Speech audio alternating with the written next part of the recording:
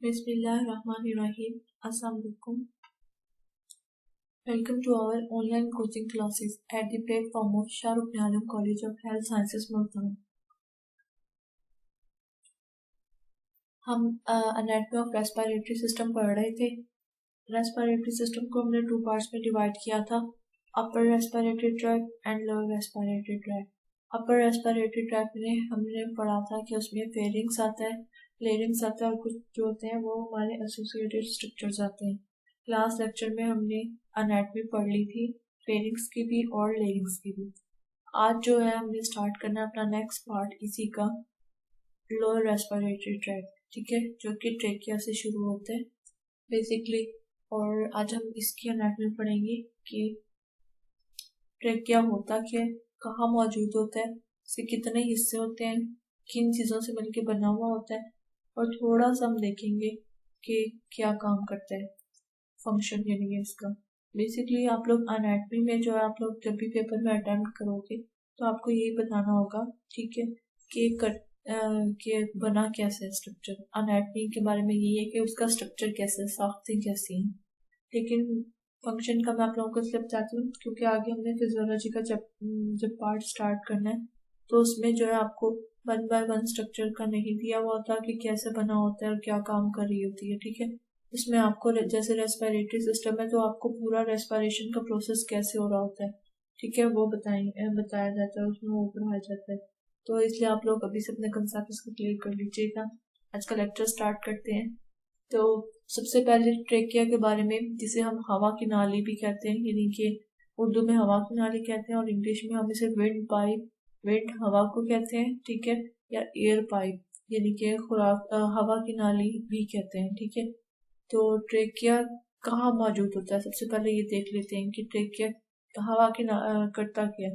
Basically जो नाम definition से इसकी शो होता है, नाम से ही, ठीक है, कि हवा की नाली ट्रेकिया क्या होती है, जिनके हवा की गुजरगाह होती है। ये कहाँ मौजूद होता है, फेरिंग्स जो होते हैं वहां से हमने 2 पढ़ी थी कि 2 ट्यूब्स गुजरती हैं। कौन सी थी, ईसोफिगस जो खुराक की नाली होती है और हवा की नाली, ठीक है। उसके नीचे एक छोटा सा स्ट्रक्चर पड़ा था, वॉइस बॉक्स, जिसे हम लेरिंग्स कहते हैं।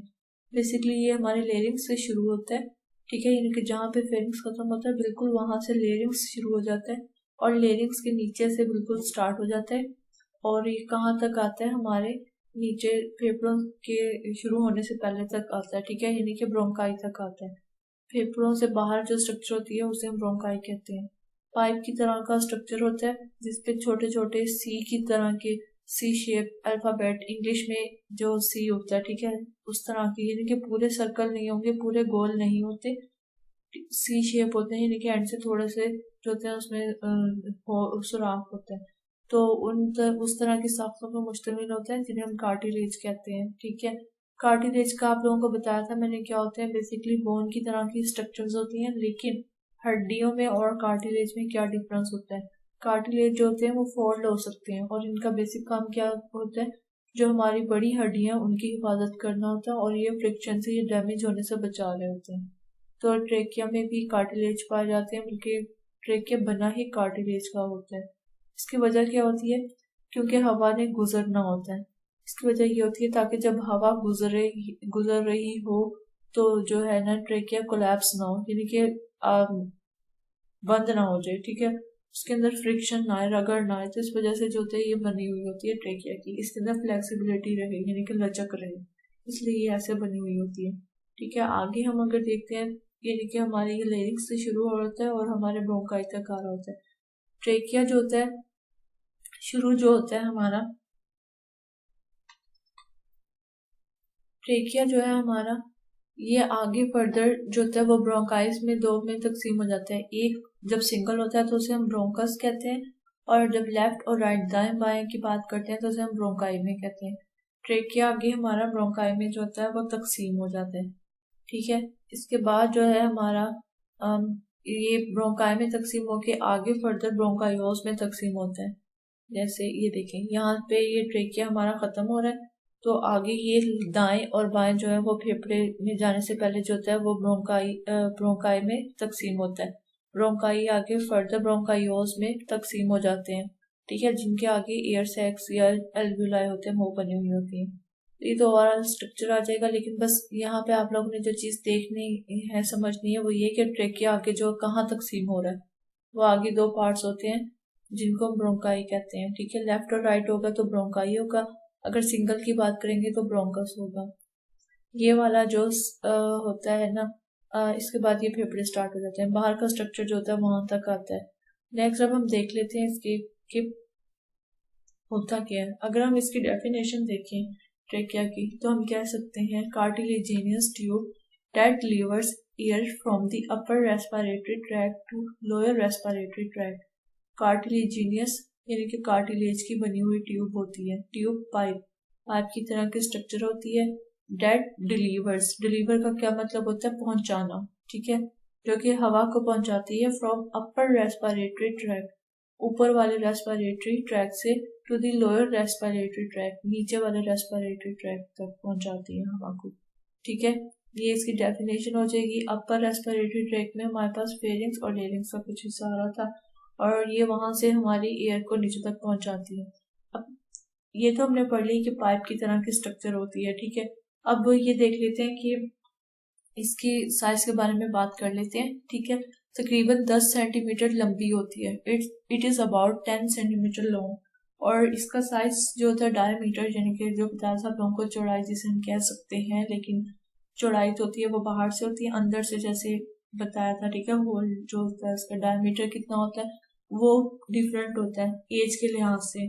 जो अडल्ट होते हैं उसमें तकरीबन 1 से 1.5 इंच जस्ट होते हैं, ठीक है। इतनी बारीक सी नाली होती है कार्टिलेज की, यानी कि रिंग तरह की स्ट्रक्चर्स होती हैं, उनसे बनी हुई होती है, जो कि लचकदार होती है। ये आप लोग डायग्राम में देख रहे होंगे, ठीक है। ये आप लोगों को नजर आ रहा होगा। यहाँ से फॉर एग्जांपल ये हमारे ऊपर वाला है लेरिंग्स, ठीक है। लेरिंग्स यानी कि हलक, जो वॉइस बॉक्स जहाँ से आवाज पैदा हो रही है, वो खत्म होते ही हमारे ट्यूब की तरह ये पाइप शुरू हो जाता है, जिसके इर्द गिर्द ये देखें चूड़ी की तरह की हम कह सकते हैं, लेकिन मुकम्मल नहीं होती। चूड़ी कैसे होती है, मुकम्मल जो होती है वो बंद होती है हर तरह से, लेकिन ये जैसे आधी होती है, ठीक है। पूरी बंद नहीं होती, सी जैसे सी शेप होती है उस तरह के ये बने हुए होते हैं। आगे से तो ये मुकम्मल दिख रहे हैं, ये देखें यार, जैसे बीच में से गैप आया हुआ है, लेकिन ये पीछे की तरफ से जो होते हैं वो पूरे नहीं होती। उसकी मैं आपको भी रीजन बताती हूँ, ठीक है। ये जो थे रिंग लाइक स्ट्रक्चर, इन्होंने पूरे ट्रेकिया को कवर किया होता है जब तक कि ब्रोंकाइओस में तकसीम नहीं हो जाते, ठीक है। ब्रोंकाई से गुजर के भी ब्रोंकाइओस में। और एक चीज और जो यहाँ पे इम्पोर्टेंट है, आप लोगों ने ये याद रखनी है कि जहाँ पे ये तकसीम हो रहा है, ठीक है, ट्रेकिया लेफ्ट और राइट ब्रोंकाई में, उसके दरमियान की जगह को हम करीना कहते हैं, कैरिना, ठीक है। इसका आगे बताऊंगी मैं आप लोगों को। तो ये वाली स्ट्रक्चर जो है पाइप की तरह की स्ट्रक्चर है, कार्टिलेज जो रिंग्स हैं उनसे बनी हुई होती है, इसको हम ट्रेकिया कहते हैं। अब ये बताई थी कि क्यों ये सी शेप होता है, मुकम्मल क्यों कवर नहीं होते। उसकी रीजन ये है क्योंकि अगर हम लोकेशन पढ़ेंगे तो आपको इसकी समझ आ जाएगी। पहले हम इसकी लोकेशन देख लेते हैं, इसका जवाब मैं आपको देती हूँ नेक्स्ट, ठीक है, कि कहाँ मौजूद होता है trachea. It starts from larynx and runs down the centre of the chest behind the sternum, जिसे हम ब्रेस्ट बोन भी कहते हैं, अगेंस्ट द इसोफेगस। यानी कि हमारे लेरिक्स से स्टार्ट होता है, जिसे हम वॉइस बॉक्स कहते हैं, and runs down, runs down का मतलब होता है नीचे आता है, सेंटर ऑफ द चेस्ट, ठीक है, हमारी जो चेस्ट होती है उसके दरमियान तक आता है, बिहाइंड द स्टर्नम। जैसे ये फॉर एग्जांपल अगर पोस्टमार्टम करते हैं या जैसे कट लगाते हैं, तो बॉडी का ऊपर सीने की तरफ अगर हम देखते हैं तो कौन सी हड्डी सबसे आगे होती है, सीने की हड्डी, जिसे हम ब्रेस्ट बोन कहते हैं, स्टर्नम, ये पड़ी हुई होती है, ठीक है। और इसके फौरन पीछे ही हमारे पास जो होती है वो स्टर्नम के साथ बेसिकली क्या होती है, हमारी रिब्स जो फसलियां ये जुड़ी हुई होती हैं, ठीक है। इसके पीछे जो होती है वो फॉरेन ट्रेकिया पड़ी हुई होती है, और ट्रेकिया के पीछे हमारा इसोफेगस पड़ा हुआ होता है, ठीक है। इस लाइन में उसने बेसिकली लोकेशन में यही बताया हुआ है कि लेरिंग से शुरू होती है और चेस्ट के दरमियान तक आती है, और फिर जो ऊपर अगेंस्ट का मतलब होता है इसके मुखालिफ साइड पे इसोफेगस होता है, ठीक है। अगर हम इसकी डायग्राम देख लें इस तरीके से, ये देखें, ये फॉर एग्जांपल लेरिंग्स जो है oral cavity, nasal cavity start हो रही है, ठीक है। इसके बाद ये लेरिंग्स वाला हिस्सा आता है। लेरिंग्स के बाद फौरन से जो है ये ट्रेकिया हमारा स्टार्ट हो जाता है। ये आप लोगों को नजर आ रहा होगा, रिब्स हैं, और इसके आगे जो होती है वो स्टर्नम, यानी कि हमारे सीने की हड्डी होती है। इसके बिल्कुल पीछे जो है हमारा ट्रेकिया पड़ा हुआ होता है, ठीक है। ट्रेकिया के बिल्कुल पीछे इसोफेगस पड़ा होता है। अब एसोफेगस यहाँ पर पड़ा था जिसे हम खुराक की नाली कहते हैं। ये देखें, अगर ये देखें यहाँ से आप लोग, तो आप लोगों को ज्यादा ये क्लियर हो जाएगा। ये आगे वाला पार्ट जो है ये ट्रेकिया हमारा, ठीक है। ये देखें यहाँ से बिल्कुल साथ जुड़ी हुई नहीं है, इससे बिल्कुल कवर नहीं किया हुआ, हाफ जो है वो जगह छोड़ी हुई है, जिसे हम सी शेप रिंग इसी वजह से कहते हैं। ये वाली नाली जो पीछे है ये इसोफेगस की गुजर रही है, ठीक है। इस सी शेप का क्या मकसद होता है, यानी कि ये पूरे क्यों नहीं सर्कल होते। बेसिकली इसका मकसद ये है, इसोफेगस जब हमने डाइजेस्टिव सिस्टम पढ़ा था तो उसमें पढ़ा था इसोफेगस में कि उसमें पेरिस्टाल्टिक मूवमेंट होती है, ठीक है। यानी कि जो खुराक हम खा रहे होते हैं जब वो अंदर से इसोफेगस से गुजरती है तो वो इसोफेगस जो होती है वो कंट्रैक्ट और रिलैक्स कर रही होती है, जिसकी वजह से खुराक जो है वो थोड़ी थोड़ी करके आगे जाती है मैदे की तरफ। तो इसोफेगस बारीक सी नाली होती है, ट्रेकिया से भी बारीक होती है, ठीक है। इसने फूलना होता है तो इस वजह से जो होती है ना, ये मुकम्मल कवर नहीं होती। अगर ये मुकम्मल कवर हो तो फिर इसोफेगस को इतनी जगह ना मिले, इसलिए ताकि हम खुराक जब खाते हैं तो इसोफेगस से आसानी से गुजर सके, इसलिए ये सी शेप के रिंग्स पे मुश्तमिल होती है जो हमारा ट्रेकिया होता है। नेक्स्ट है हमारे पास कैरिना का बता दिया था मैंने आपको, ठीक है, कि जहां से ट्रेकिया लेफ्ट और राइट ब्रोंकाइल में डिवाइड होता है उस जगह को हम कैरिना कहते हैं, और इसको एंगल ऑफ कैरिना भी कहते हैं, ठीक है। जहां से point eight which the trachea divide into the left and right bronchial, जहां से आगे से तकसीम होना होता है उसे हम कैरिना कहते हैं। नेक्स्ट है हमारे पास के लेयर्स किन कैसे बना हुआ होता है, ट्रेकिया किस चीजों से मिलकर बना हुआ होता है। इसमें इट कंसिस्ट द 3 लेयर्स, 3 तहें होती हैं, आउटर, मिडल, इनर। आउटर का मतलब होता है बाहर वाली, मिडल का मतलब होता है दरमियान वाली, और इनर का होता है अंदर वाली लेयर, ठीक है। बाहर वाली का मकसद वो होगा जो बिल्कुल बाहर दूसरे हमारे जिस्म के हिस्सों से जो होती है वो जुड़ी हुई होती है, उस लेयर को हम आउटर कहते हैं। जो दरमियान में आती है उसको मिडल कहेंगे, और जो सबसे अंदर की तरफ आती है जहाँ यानी कि हमारा खून गर्दिश कर रहा होता है उस लेयर को हम इनर लेयर कहते हैं, ठीक है।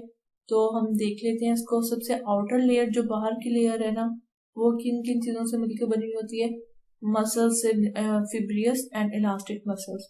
यहाँ पे एक चीज मैं आपको बताती चाहूँ, मसल्स जो होते हैं वो बेसिकली हमारे पास 3 टाइप्स के ही होते हैं, skeletal muscle, smooth muscle and cardiac muscle की 3 टाइप्स होती है वो मसल्स की होती है, फिब्रस एंड इलास्टिक। इलास्टिक का मतलब होता है लचकदार, फिब्रस का मतलब होता है जो फाइबर। फाइबर क्या होते हैं, बेसिकली धागे की तरह की बारीक स्ट्रक्चर जो होती हैं उनको फाइबर हम बोल सकते हैं, ठीक है। जो इस तरह के मसल से मिलकर बनी होती है उसको हम आउटर लेयर कह देते हैं। वैसे मसल्स की जो होती है वो 3 टाइप्स ही हैं, फिब्रस एंड इलास्टिक जो है मसल की खसूसियत है, लेकिन ये मसल की किस्में नहीं है। मिडल लेयर में हमारे पास ब्लड वेसल्स यानी कि खून की नालियां होती हैं, एंड स्मूथ मसल, और स्मूथ मसल प्रेजेंट होते हैं। स्मूथ मसल का क्या काम होता है, ये प्रेशर अप्लाई कर रहे होते हैं, ठीक है, क्योंकि ट्रेकिया में से भी हवा ने गुजरना होता है, ठीक है। तो इस वजह से भी जो है इसके मसल भी जो होते हैं वो कंट्रैक्ट और रिलैक्स कर रहे होते हैं, जिसकी वजह से जो होती है वो हवा इजीली गुजर सक रही होती है हमारे ट्रेकिया में से। इनर लेयर होती है उसमें हमारे पास 2 इंपॉर्टेंट चीजें होती हैं, सीलिया और ग्लोबुलर सेल्स। इसने जो हमारी इनर लेयर होती है इसने बेसिकली क्या करना होता है, इसने म्यूकस बनानी होती है। जो ग्लोबुलर सेल्स होते हैं हमारे ये म्यूकस बना रहे होते हैं, ठीक है, म्यूकस को सिक्रेट कर रहे होते हैं। सिक्रेट का मतलब होता है खारिज करना, जैसे पैदा करना, ऐसे बना रहे होते हैं। और सीलिया क्या होती है, ये बालों की तरह की छोटे छोटे हेयर लाइक स्ट्रक्चर्स होते हैं जो कि बीट कर रहे होते हैं यानी कि घूम रहे होते हैं। बेसिकली ये एक डायग्राम देख लें आप, देखें ये आपसे एक डायग्राम है। इस तरह से जो इनर पार्ट होता है ना, फॉर एग्जांपल इनर जो उसकी तह अंदर वाली तह उसमें ग्लोबुलर सेल्स होते हैं, ये यहाँ से म्यूकस पैदा होगा, और इसके बाहर की तरफ सीलिया की तरह के स्ट्रक्चर होते हैं, यानी बाल की तरह के स्ट्रक्चर। बेसिकली होता है कि म्यूकस का क्या काम हो रहा होता है, हम लोग को बताया था कि जो हमारे फेफड़े हैं उन तक बिल्कुल साफ शिफाफ हवा पहुंचनी चाहिए। तो कुछ तो डस्ट पार्टिकल्स जो है वो हमारे नाक में मौजूद जो बाल है उनको रोक लेते हैं, लेकिन कुछ ऐसे माइक्रो ऑर्गेनिजम्स होते हैं, इनकी जरासीम वगैरह और कुछ पार्टिकल्स जो होते हैं छोटे तो रुक जाते हैं, और जो बड़े होते हैं वो यहाँ पे नहीं रुकते, वो आगे मूव कर जाते हैं। तो आगे जाके जब फेफड़ों में जब हमने बिल्कुल साफ सुथरी हवा पहुंच जानी होती है, तो इसलिए जो ये हेयर लाइक स्ट्रक्चर्स होते हैं ये उनको पकड़ लेते हैं जो अंदर आ जाते हैं, ट्रेकिया तक जो डस्ट पार्टिकल या जरासीम आ गए हैं उनको पकड़ लेते हैं। नेक्स्ट जो होता है म्यूकस, क्या कर रहा होता है, म्यूकस सिक्रीशन होती है, ठीक है, यानी कि गीला करता रहता है उस चीज को ताकि जो है वो बिल्कुल चिपके ना। और फिर इन बालों की मदद से क्या होता है, म्यूकस जो बल्कम टाइप का मटेरियल होता है उसको या तो हम फीसिस के जरिए यानी कि बाहर बॉडी से बाहर निकाल देते हैं, या तो फिर हम जो है वो थ्रू एक्सपेल कर देते हैं। एक्सपेल कहते हैं कि मतलब फोर्सफुली बाहर निकाल देना। कैसे एक्सपेल करते हैं, खांसी के जरिए, ठीक है। बलगम जो होती है या तो हमारे बॉडी से डाइजेस्टिव सिस्टम के जरिए निकल जाती है या तो फिर हम खांसी के जरिए उसको निकाल देते हैं बाहर। नेक्स्ट है हमारे जो ट्रेकिया होती है उसके फंक्शन क्या होते हैं। एयर डिलीवर करनी होती है उसने अपर से लोअर रेस्पिरेटरी सिस्टम की तरफ बेसिकली, ठीक है। दूसरा क्या काम करना होता है, उसने हवा को गर्म और फिल्टर करना होता है, सबसे बढ़कर फिल्टर कर रहा होता है हवा को। और वो कैसे करता है, कफ रिफ्लेक्स के जरिए, खांसी के जरिए। बेसिकली क्या होता है कि जब भी कोई इरिटेंट क्या कहते हैं कि मतलब नुकसानदेह या जिस्म जिसका आदि ना हो या जिस्म का जो पार्टिकल जिस्म का हिस्सा ना हो, ऐसा कोई बाहर से जो पार्टिकल आ जाता है, ठीक है, कोई जरा आ जाता है, जैसे कि मट्टी का डस्ट पार्टिकल हो गया, मट्टी के जरात वगैरह आ गए हमारे आगे हलक तक पहुंच जाते हैं, सांस की नाली तक पहुंच जाते हैं, तो क्या होता है, तो हमारे जो सांस की नाली है इसमें हमारे जो नर्व्स हैं यानी कि हमारे दिमाग से बराह रास्त जो होती हैं वो छोटी छोटी नालियां टाइप कहते हैं, नर्व जो होती हैं वो जुड़ी हुई होती हैं। तो क्या जैसे ही हमारे सांस की नाली में कोई ऐसा पार्टिकल आता है तो वो पहचान लेती हैं कि हमारे जिस्म का तो हिस्सा है ही नहीं और आगे फेफड़ों को जाके नुकसान दे सकता है। तो क्या करता है कि फिर खांसी का जो रिफ्लेक्स है वो खांसी का सेंटर जिसे हम कह सकते हैं, ठीक है, कफ रिफ्लेक्स, उसको जो है एक्टिवेट कर देते हैं। फिर क्या होता है कि हमारे दिमाग को फौरन अलार्म जैसे बजता है, इस तरह से आता है कि मतलब कोई खतरा है। इससे क्या करता है, हमारा दिमाग जो होता है वोकल कॉर्ड को जो होता है वो बंद, हमारा सांस जो होता है वो तेजी से अंदर की तरफ जाता है, हम बहुत तेजी से सांस अंदर लेते हैं जब खांसी आती है, आप लोगों ने नोट किया होगा। और हमारे वोकल कॉर्ड जो है जब सांस अंदर जाता है तब वो बंद होते हैं, ठीक है। फिर ब्रेन जो होता है वो दोबारा सिग्नल भेजता है तो वोकल कॉर्ड ओपन हो जाते हैं और सांस जो है उतनी तेजी से ही जितनी तेजी से अंदर गया होता है बाहर आता है। इस तेजी से हवा के अंदर और बाहर आने के दौरान क्या हो रहा होता है, अक्सर म्यूकस के साथ और अक्सर बगैर म्यूकस के जो होता है वो डस्ट पार्टिकल्स जो होते हैं वो बाहर की तरफ निकाल दिए जाते हैं, जिससे क्या होता है फेफड़ों तक बिल्कुल साफ सुथरी हवा पहुंच रही होती है। ये तो था इसका बेसिकली फंक्शन, ये आप देख लेंगे तो आप लोगों को आइडिया हो जाएगा ये, ठीक है। इस तरीके से ये अगर आप देखते हैं कि खांसी का कैसे हो रहा होता है, कोई भी हमारी बॉडी में जाता है डस्ट पार्टिकल्स या इरिटेंट तो क्या होता है बेसिकली यहाँ से जैसे एंटर होता है तो हम बहुत ज्यादा सांस पहले अंदर की तरफ लेते हैं, हमारे दिमाग को जो है वो अलार्म जाता है तब, ठीक है। उसके बाद क्या करते हैं, उतनी ही तेजी से जो है वो म्यूकस ने क्या करना होता है, डस्ट पार्टिकल को, म्यूकस एक तरह से गम का गूंद का काम करेगा, उस मटेरियल को या नुकसानदेह को उसने चिपका लेना होता है। तो फिर उतनी ही तेजी से हवा उसे बाहर की तरफ ले आएगी और बाहर निकाल दिया जाता है, ठीक है। ये इसका बेसिकली काम था। That's all about that trick.